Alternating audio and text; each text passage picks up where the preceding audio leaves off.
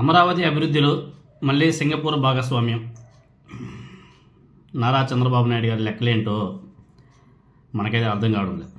మనకే కాదు, ఈనాడు వాళ్ళకి కూడా అర్థం కావడం లేదు.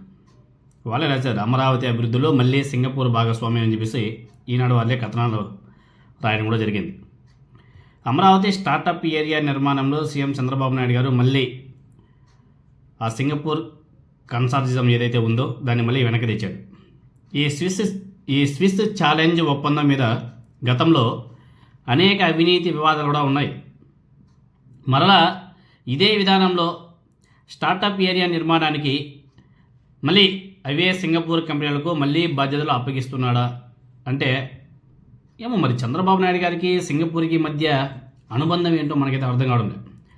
ఆల్రెడీ బాబు గారి దోస్త్ ఎవరైతే ఉన్నాడో ఈశ్వరన్ గారు, సింగపూర్ పోలీసులు ఆయన మంత్రి పదవి కూడా ఓడగొట్టి ఆయన జైలు కూడా పెట్టారు ఆయన మీద అవినీతి కేసులు రావడం వల్ల. మళ్ళీ సింగపూర్తో ఒప్పందాలు ఏంటో మనకైతే అర్థం కావడం లేదు. దానికి సంబంధించి అమరావతి అభివృద్ధిలో మళ్ళీ సింగపూర్ భాగస్వామ్యం అని చెప్పేసి ఈనాడు వాళ్ళు కూడా మంచిగా కథనాలు రాశారు. రాజధాని అమరావతిలో స్టార్టప్ ఏరియా ప్రాజెక్ట్ అభివృద్ధికి సింగపూర్ ప్రభుత్వం మళ్ళీ ముందుకు వచ్చింది. మళ్ళీ ఇక్కడ రాశారు చూడండి, సింగపూర్ ప్రభుత్వం ముందుకు వచ్చిందని చెప్పేసి రాశారు. సింగపూర్ ప్రభుత్వానికి ఏపీ ప్రభుత్వానికి మధ్య రిలేషన్షిప్ లేదు. సింగపూర్లో ఒక కన్సల్టెన్సీతో వీళ్ళు టైఅప్ అయ్యి ఏదో వర్క్లు చేయించుకుంటున్నారే తప్ప సింగపూర్ ప్రభుత్వానికి ఏపీ ప్రభుత్వానికి సంబంధం లేదంటే మళ్ళీ ఈనాడు వాళ్ళు సింగపూర్ ప్రభుత్వంతో ఏపీ ప్రభుత్వం ఒప్పందం చేసుకుందని చెప్పేసి రాయేశారు. గతంలో మనం చూసాం కదా, ఆ ప్రభుత్వానికి ఈ ప్రభుత్వానికి ఎటువంటి ఒప్పందాలు జరగలేదని చెప్పేసి చాలా స్పష్టంగా రాశారు.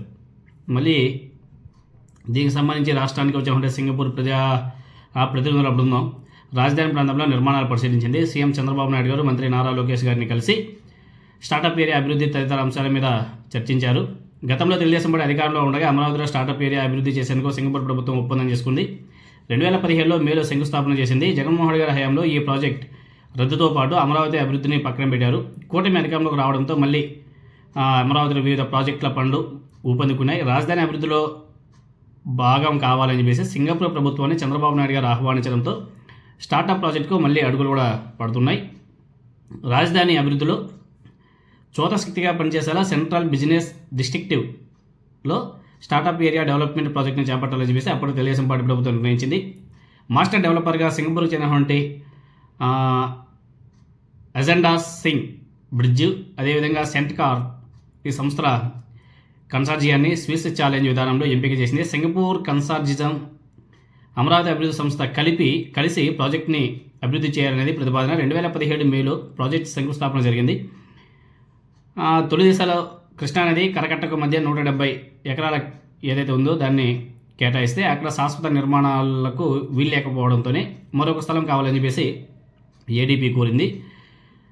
ఇలా చర్చలు జరిగే సమయంలో వైఎస్ఆర్ కాంగ్రెస్ పార్టీ అధికారంలోకి వచ్చింది. అనంతరం పరస్పర అంగీకారంతో ప్రాజెక్ట్ రద్దు చేసుకున్నట్లు ప్రకటించారు అని చెప్పేసి ఈనాడు వాళ్ళు రాశారు. తర్వాత 3 దశల్లో 1691 ఎకరాల అభివృద్ధిలో ఏరియాలో 3 దశల్లో 15 ఏళ్లలో అభివృద్ధి చేసేలా అప్పట్లో ప్రణాళికలు కూడా రూపొందించారు. తర్వాత మళ్ళీ 5 ఏళ్లలో మార్కెటింగ్ విక్రయాలు పూర్తి చేయాలని చెప్పేసి నిర్ణయించారు. ఇక్కడ మళ్ళీ దీన్ని జిఎస్డిపికి ముడిపెట్టి రాశారు ఈనాడు వాళ్ళు.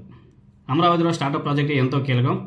ఆర్థిక కార్యకలాపాలను వేగవంతం చేయడంతో పాటు అంతర్జాతీయ ప్రమాణాలతో వాణిజ్య, నివాస, వినోద, పర్యాటక వస్తువులను అభివృద్ధి చేయడమే దీని లక్ష్యం.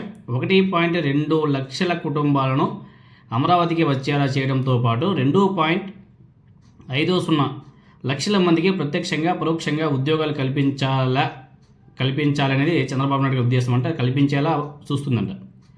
ఇక్కడ రాష్ట్ర జిఎస్డిపికి ఈ ప్రాంతం నుంచి దాదాపు 1.15 లక్షల కోట్లు వచ్చేలా చేస్తుందంట. ఒకసారి ఆలోచన చేయండి, ఇంత పెద్ద రాష్ట్రం ఉన్నటువంటి ఆంధ్రప్రదేశ్, ఇప్పుడు విశాఖపట్నం లాంటి పెద్ద పెద్ద సిటీలు ఉన్నాయి. అక్కడ నుంచి ప్రాపర్గా రాష్ట్రం మొత్తం కలుపుకుంటే కూడా జిఎస్డిపి ప్రాపర్గా రావడం లేదు. ఇప్పుడు ఈ ఒక్క అమరావతి నుంచే ఇంత జిఎస్డిపి వస్తుందని చెప్పేసి రాస్తున్నారు కదా, ఇది ఎంతవరకు సమంజసం మనకైతే అర్థం కాదు.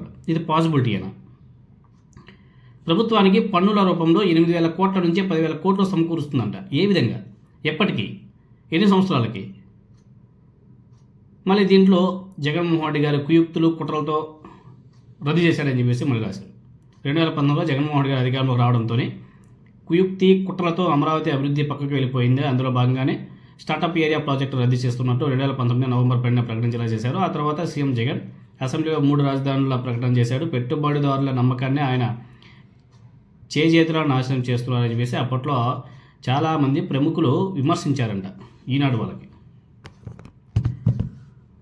విమర్శించారంట. ఇంకేం చేస్తాం, ఇలా ఏందో మళ్ళీ రెడ్డొచ్చా ముదిరొచ్చా అన్నట్టు మళ్ళీ స్టార్ట్ చేశారు.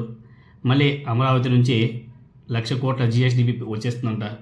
1.5 లక్షల కోట్లు వచ్చేస్తుందంట. కొన్ని లక్షల మంది అక్కడ నివాసం ఉండొచ్చంట. అమరావతిలో ఎస్సీలకు స్థలాలు ఇవ్వకూడదని చెప్పేసి కోర్టులో కేసేసి ఆపేసినటువంటి వీళ్ళు అక్కడ లక్షల మంది ప్రజలు వచ్చేస్తారంట. ఇంకేం చెప్తాను చెప్పండి. ఎనీహౌ మొత్తానికి అయితే మళ్ళీ నారా చంద్రబాబు నాయుడు గారు సింగపూర్తో టైఅప్ అయ్యి ఏదో చేద్దామని చెప్పేసి ఆయన ప్రయత్నాలు చేస్తున్నాడు. ఆల్రెడీ 1 year కావస్తుంది. ఇంకా 4 సంవత్సరాలు. ఈ మధ్యలో జమిలీ ఎన్నికలు అంటున్నారు. మరి అంతా పైవాడి దయ, చంద్రబాబు నాయుడు గారి దయ.